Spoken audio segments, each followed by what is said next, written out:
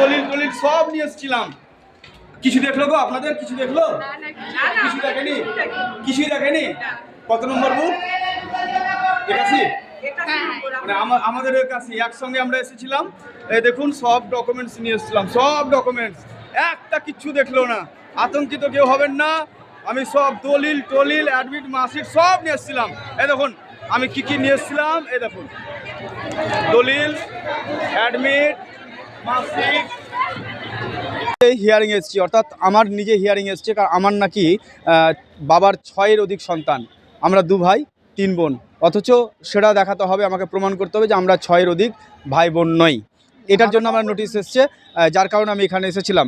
এবং এই হিয়ারিং নিয়ে জনসাধারণ ভোটারদের কাছে করজোড়ে আবেদন করব, আপনারা আতঙ্কিত হবেন না। আজ শামশেরগঞ্জে 18,000-এরও বেশি হিয়ারিং হচ্ছে। বিগত দিনে আরও কত 18,000 হয়েছে এবং আগামী দিনে আরও কত 18,000 হবে। আজকে 18,000-এরও বেশি হিয়ারিংয়ে নাম আজকে একেবারে সশরীরে হাজিরা হচ্ছে। আমি আজকে ভেতরে কি হলো ফর্ম জমা দিতে গিয়ে সেগুলো একেবারে সম্পূর্ণ চিত্র দেখাবো। আমি নিজে হিয়ারিং জমা দিলাম, কাগজপত্র জমা দিলাম, আমার সঙ্গে কি হলো এবং কি করলো, কি কাগজ নিল।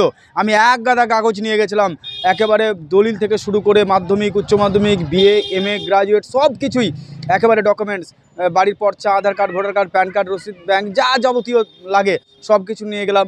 কিছুই দেখেননি, শুধু দেখলো আর সিগনেচার করে ছেড়ে দিল। ভেতরে কি হয়েছে আমি সম্পূর্ণ দেখাবো আপনাদের সঙ্গে। সঙ্গে থাকুন, আতঙ্কিত হবেন না, আতঙ্কিত হবেন না, বারবার বলছি আতঙ্কিত হবেন না। কোনো ভোটার আতঙ্কিত হবেন না এমন এই বার্তা দিলেন দি নিউজ কলকাতার কর্ণধর দাউদ হোসেন। তিনি বলেন, আমার অভিজ্ঞতা থেকে বলছি, আজ আমি সমস্ত রকম ডকুমেন্টস নিয়ে গেছি। বাবা দাদুর জমির দলিল, মাধ্যমিক অ্যাডমিট, উচ্চ মাধ্যমিক অ্যাডমিট, বিএফ, গ্র্যাজুয়েটের প্রমাণ, Aadhaar card, voter card, PAN card, ration card, বাবার মৃত্যু সার্টিফিকেট, বাবা মায়ের ration card, Aadhaar card, PAN card, বাবা মায়ের পেনশন সার্টিফিকেট, জমির পর্চা, খতিয়ান নাম্বার, এক কথায় সব কিছু ভেতরে শুধু জেরক্সের উপর একটা সিগনেচার করেই ছেড়ে দিচ্ছে।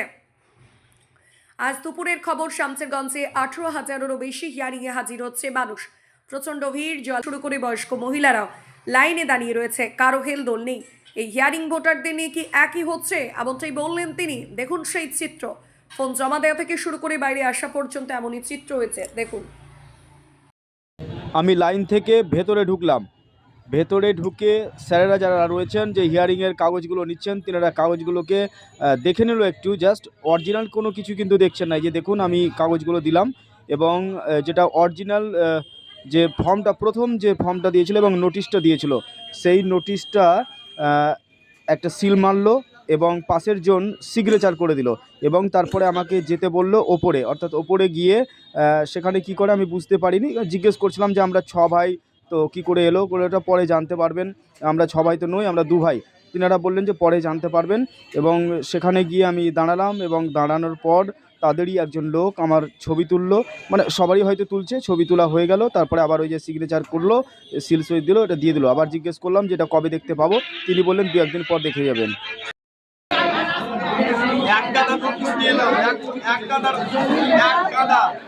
কি বলবো, ভাষা নেই। দলিল, পুরনো দলিল, স্বাধীনতার আগেকার দলিল, সব কিছু নিয়ে এসেছি, যা যাবতীয় ডকুমেন্ট ছিল কিন্তু কিছুই দেখলো না। আশ্চর্য, আতঙ্ক হবেন না, কেউ আতঙ্ক হবেন না।